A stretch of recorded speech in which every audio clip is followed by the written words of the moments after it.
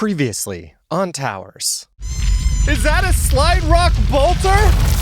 Snap! Oh, are you alive?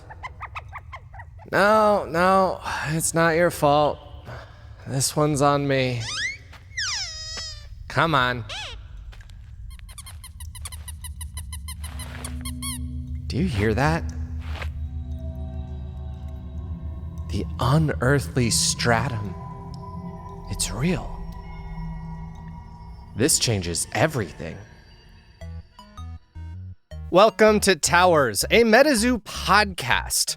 We are back. Flame Tower is at the end of the month, and I am ready to start releasing these episodes. I spent June taking a step back and focusing on the things that brought me to the game in the first place. I attended SoCal's first 2 metal events. I've worked on building out new constructed spellbooks with all of the new pages, and I've started shoring up the holes in my collection. But this is not Constructed, a Metazoo podcast. This is Towers, a Metazoo podcast, and we need to get you prepped for Flame. So there are kind of 2 things you want ideally going into one of these events. You want to be prepared by knowing the pages, knowing what you can expect, and you want a really solid spellbook that you both know how to pilot, that draws well, and that is consistent. I'm not going to give you a spellbook for Flame, but I did want to talk about my experiences and my spellbook from the Earth Tower. I reversed engineered a lot of the Water Tower afterwards, seeing what worked, what didn't, making adjustments for the format, and it really helped me in Earth Tower. So my hope is between the 3 episodes I had about Earth Tower brewing, mixed with this, which was the final experience and the final spellbook, you'll be able to reverse engineer that and kind of tell if you're on the right track for Flame Tower. And I'm really excited about this one because this spellbook did very well. This went undefeated day 1, landing me in 2nd place. The reason it didn't land me in 1st place is something we'll talk about in the next episode. And because Towers likes to lean into the lore, and I obviously like leaning into the lore with this podcast, I think you should name your spellbooks if they do something remarkable, if they're a staple of yours. It just adds to the fun.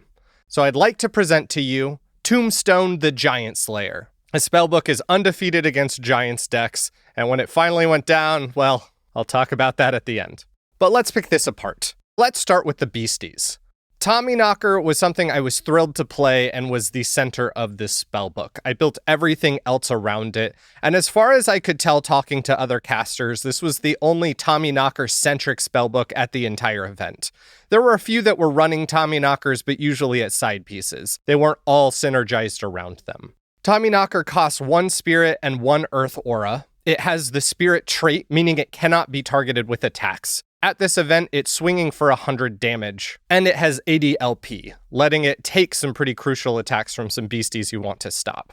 While not being able to be targeted in an event that was unlikely to be very spell heavy was great, the thing I was excited about was Tommyknocker's power, Mischief. If you fatigue the page, you can unequip target equipment and equip it to target beastie or artifact in the arena. If that beastie or artifact is not a valid target, destroy that equipment. So there were 2 targets for this. Armadillo Man, which when equipped to a beastie, can be thrown into the cemetery to end combat, whether you are the target of the combat or you are defending in that combat. And Giant's Blood, costs 2 earth and gives giants plus 80 LP and plus 80 attack, which equals 160 attack if you're adding it to Zalvitz, the Dark Giant. I know a lot of you guys get confused with names, so I'm just going to refer to the giants by their aura for this episode. All of that meaning, I could slap a Tommyknocker down, I could be swinging 100 damage at a time, which was great for chipping the opponent down, and I could steal and move equipment around. I could swing a big giant into an opponent's Armadillo Man, wait until they equip it to one of their beasties, steal it with Tommyknocker and equip it to one of my beasties. I could also steal their Giant's Blood, so now their big scary giant is less scary and it's boosting up one of my giants. The other crucial thing I was doing with Tommyknocker was blocking cement worms. I was running cement worms before, and if they attack you and lock down your aura, it can be a big problem. But the Tommyknocker has enough LP to soak in a hit from cement worm and then destroy it. So if my Tommyknocker was standing, your cement worm was not going to be swinging. I only had a few days to figure out this final spellbook after obtaining some fusion auras, but because I was running 4 cement worms before that cost 2, I knew that I would be able to run 4 Tommyknockers and have a pretty good drawing experience. Next, let's talk about that equipment beastie, Armadillo Man. Armadillo Man is a beastie humanoid, which Easton taught me by example can be destroyed by the new Piasa bird. It has Defender, which I love, which doubles its LP on your opponent's turn, and it can paralyze. That paralyze could be really crucial if they had a big beastie you wanted to stop, because you could go to try to paralyze their beastie. You'd be doing a decent amount of damage to them. And if the paralyze didn't go off and your Armadillo Man got destroyed, you could just equip it to one of your other beasties. But because of that Defender, most of the time they were going to last until the end of your turn.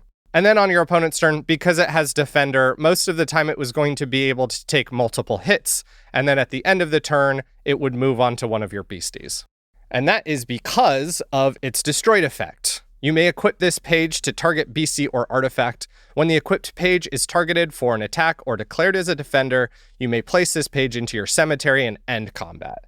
Doesn't matter if they're swinging at you with a 400 damage Piasa bird. You can declare whoever has Armadillo Man equipped as a defender, toss Armadillo Man into the cemetery. That combat is over.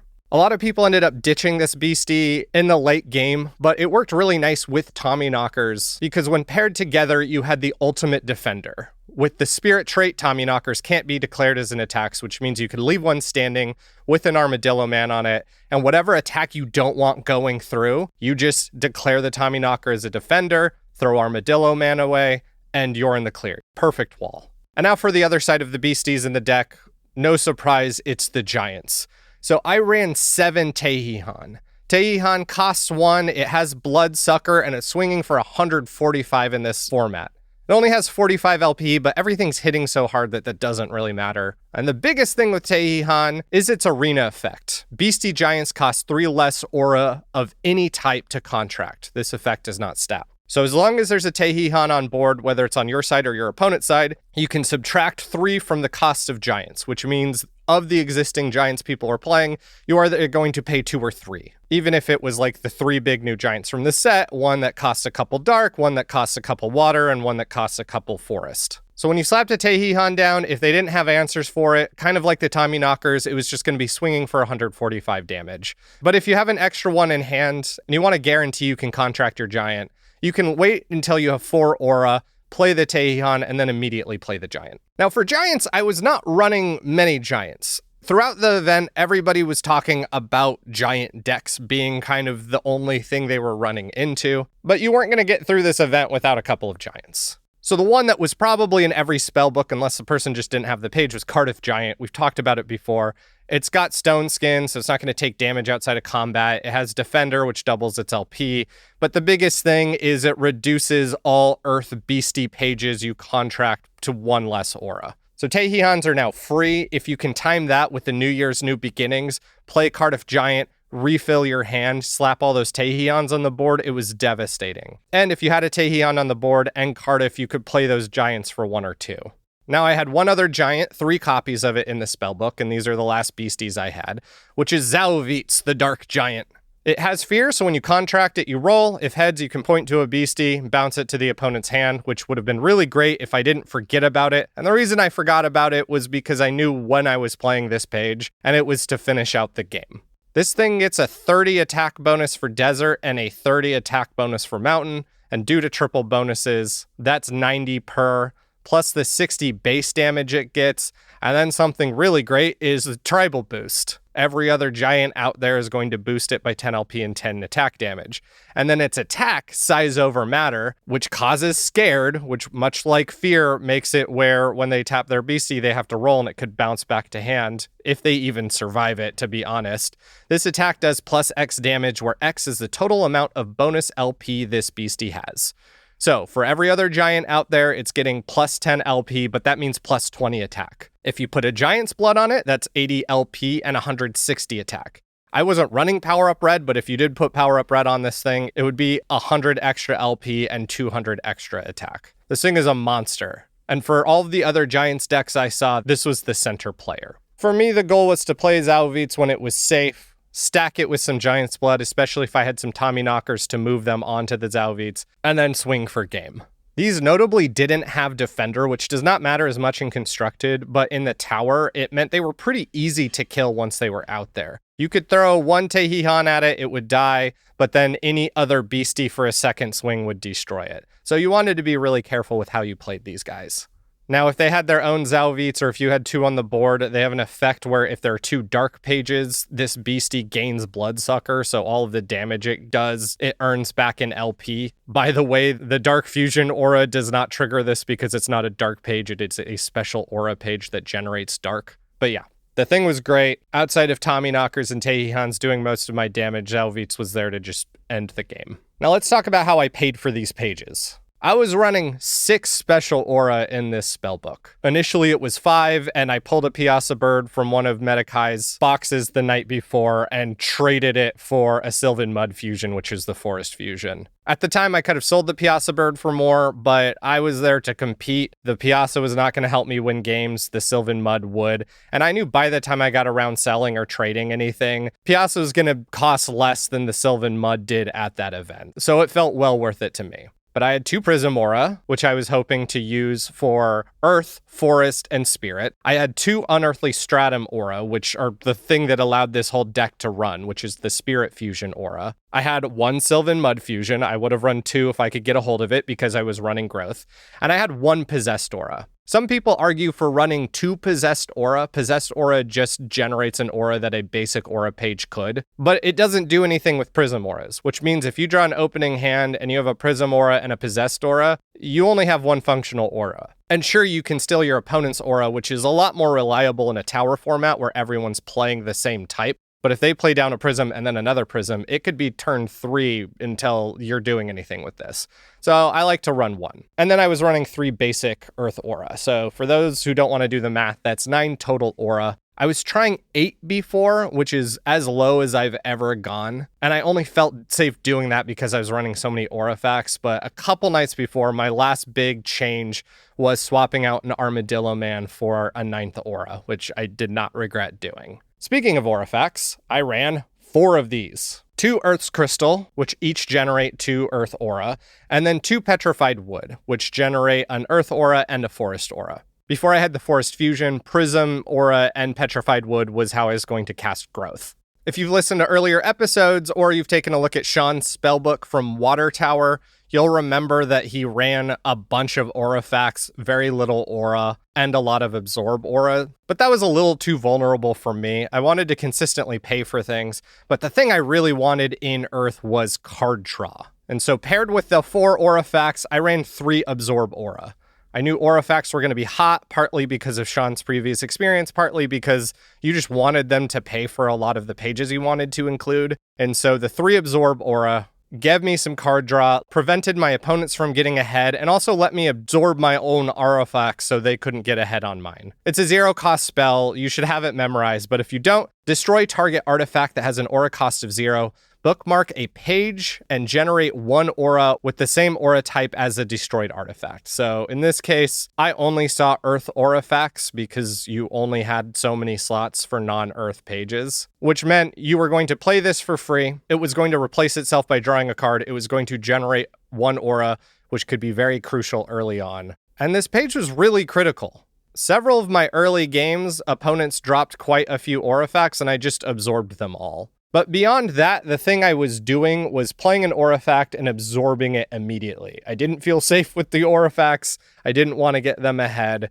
So it let me dig a little bit deeper in my spellbook. It gave me an aura, which meant on turn 1 I could play a 2 aura page, such as a Tommyknocker if I got lucky with a turn 1 Prism or Unearthly Stratum, and that was really devastating. For the rest of the card draw, we had 1 bookmark. Why not 2? Because I did not have a lot of slots, and I was running this very tight. I figured 3 Absorb Aura were almost as good as a bookmark. And then I ran Growth, which costs 2 Forest, and bookmarks you 5. It's the best bookmarking page in the game, which I felt a lot safer about with Sylvan Mud, the Prisms, and those 2 Aurifacts. I actually didn't cast this too often, but opponents always knew it was there, and it changed the way they played around me. And then a New Year's, New Beginnings. My spellbook was pretty even. I didn't care which 7 pages I had from it, so I had no issue playing out my hand, particularly if I got a card of Giant out, which let me empty it, and then cast a New Year's New Beginnings to destroy my opponent's hand, draw me more pages, lay them down. You want to be careful with this spell, but if you use it correctly, it can really finish things out for you. For my other non-Earth slot, I ran 1 lightning in a bottle. Why not more? Well, because this deck was run very elegantly, which I'll talk about in a moment. And then 3 Giant's Blood, which was 1 too many. But because I had the Tommyknockers, I liked the idea of having several Giants out. If I only had 1 Giant's Blood, I could place it on a beastie, swing with that beastie, tap the Tommyknocker to move it onto the next beastie, swing with that beastie. If I had multiple Giant's Blood and multiple Tommyknockers, I could do that multiple times. Now note you want to do the math. Plus 80 damage is not as good as Tommyknocker's 100 damage. But if you can't safely get in the Tommyknocker attack, it's a good way to use that page to still do damage. And I was hoping to steal my opponent's Giant's Blood, which did not happen too often because my opponents weren't running Giant's Blood. And that's the spellbook. Let's take a bird's eye view and talk about it in its entirety. So this spellbook was very tight, and it was meant to get the job done just barely. My logic being, you don't need to do 1,500 damage to beat your opponent. You only need to do 1,000 damage. I think this is something that my opponents struggled with when playing against me, is they had the means to do 1,500 damage, but those means were fairly vulnerable. They were swinging hard. They would finish out the games on an extreme level, whereas I would just get in that extra 50 damage I needed and close things out. This is why I only had 1 bookmark and 1 lightning in a bottle. The 1 lightning in the bottle was the utility piece I needed that when I got it, I could use it to just swing hard, either eliminating a beastie or getting in that last bit of damage I needed. But I wanted the card draw and the elimination of Aurifacts more than I wanted to just be able to swing immediately. Of the spellbooks I went up against, most of them were just running all of the big giants, so the Dark Giant and the Water Giant and the Forest Giant, which I need to talk about. There was one spellbook that was a little more flame-focused. It had the Piasa Bird, and it was going for the Behemoth Stampede end, which target opposing caster is dealt X damage, where X is a sum max LP from all the beasties you control. So if you have a couple giants out there and they're boosted up, this can do easily 500 damage. But it just wasn't fast enough to not get taken apart by this spellbook. The spellbooks that were a little bit more trouble for me were the ones that weren't just giant-centric, the one that had a good variety. They'd have cement worms, they'd have tuttle bottoms, they might have a Piasa Bird or their own Armadillo Man. They had a good variety. And that's why this is the Giant Slayer, not the Undefeated. Despite being undefeated day 1, I got knocked out round 1 of the following day by Easton Evans, champion of last year's Caster Cup. Easton was running a really nice generalized spellbook. He had a little bit of everything and was able to answer a lot of different situations. I had a really rough first game in which I had to mulligan down to 5, did not draw aura, but was at least able to play out my hand. It was very risky because I only had crystals, and sure enough, he had absorb auras. It was over very quickly. And all I wanted was at least one honest game if I was going to make it to day 2, and my reward for that was to go against the champ. And luckily, game 2, we played out our entire spellbooks. It was a spectacular match, and as a memory, it stands out among my tower experiences. Now, there's one huge improvement I would make to this spellbook. Just massive. And that was a giant that I did not know that existed, despite most of my opponents having it, which was Kiwaka, the Forest Giant. It only cost 5. It came from a release event deck. And with its 5 costs, that meant you were only playing 2 with Tehihan. And this thing was rough. It had Fleet, which is so good in this format, and a power where when you tap it, you can do 20 damage to up to 3 beasties. It's not going to work on Stone Skin, but they would use that to chop down on my Tehihans and my Tommyknockers. It was always the big piece in the games that I struggled with, and I mentioned before that I wish I only had 2 Giant's Blood. If I had replaced that 3rd Giant's Blood with something that would cost the same amount, which was the Forest Giant, this spellbook would have really sung. I can't complain because I didn't lose a game with it, and I don't know if it would have changed things in day 2, but it was something that was just an obvious improvement. It was really fun to pilot. I will have it up on the Metazoo Play Network. I recommend you try it out in the format just to see kind of how it works against other spellbooks. There's a bunch of them listed up there that were tops at the Earth Tower. If you are running it, a few pieces of advice. If you're running against Giants decks, which I frequently was, tap into the side deck. If they're really Aurafact heavy, side in one of your aura for an absorb aura. And if they're slower than you, swap in an aura for a bookmark. I did not regret running 9 aura. I think that was a good choice, but it allowed me to assess how long it would take my opponent to get their plan underway. A lot of them were not running 10 aura, which meant I could afford to go down to 8 to put in a bookmark to dig deeper for more aura. While I have Curse Contract, Behemoth Stampede, and Earthquake in my spellbook, the only thing I frequently tapped into was the Morpheus. This spirit spell was busted. You pay 1, you point to a beastie, and that beastie goes to sleep. And because the beastie you're probably sleeping is going to be a giant with stone skin, they don't really have a way of waking it up. I was not main decking this, which I think really helped me out with the mind games because my opponent wasn't expecting it. They would go into game 2, side a little heavier against me to beat the quicker strategy, and then I would bring in the Morpheus. A lot of times I just needed one beastie out of the way once to get the attack I needed to put them in lethal LP, and Morpheus consistently allowed me to do that. I could dance around their other giants. I didn't care if they had some giants on board, but if I could get rid of one of them, it would work out. And they usually didn't expect it, and oftentimes I won game 1, and so that meant game 2 was mine. If you're one of those people who like to mess around with the format yourself, you don't need Curse Contract in the archive. I just liked it for the flavor. This truly was an Earth Spirit Graveyard spellbook, and it just made me happy and reminded me what I was doing anytime I saw it while I was siding out.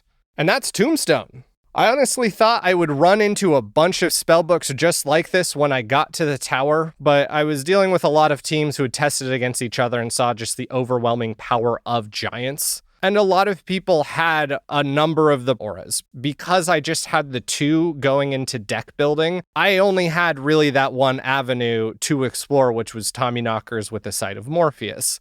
That kind of saved me, because if I had more, I might have tried running Piazza, which means I would have run more lightning in a bottle, and I would have been in the giant mountain fight of people duking it out, trying to come out ahead in the true mirror.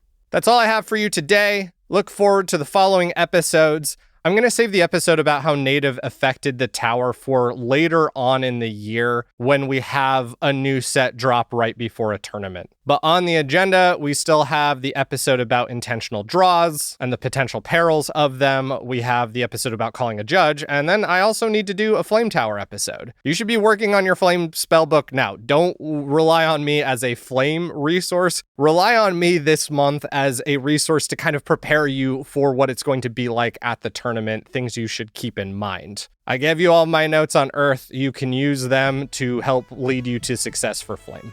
Thanks, and I'll see you next time.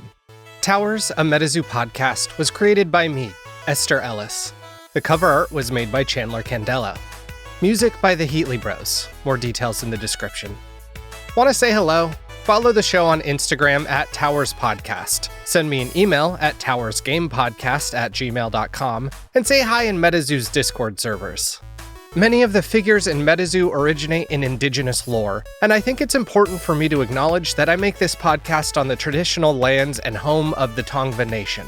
This game presents us with a rich opportunity to get in touch with the living cultures that surround us, and I hope you can take a moment to reflect on the history of the land you stand on and the figures in the cards you play.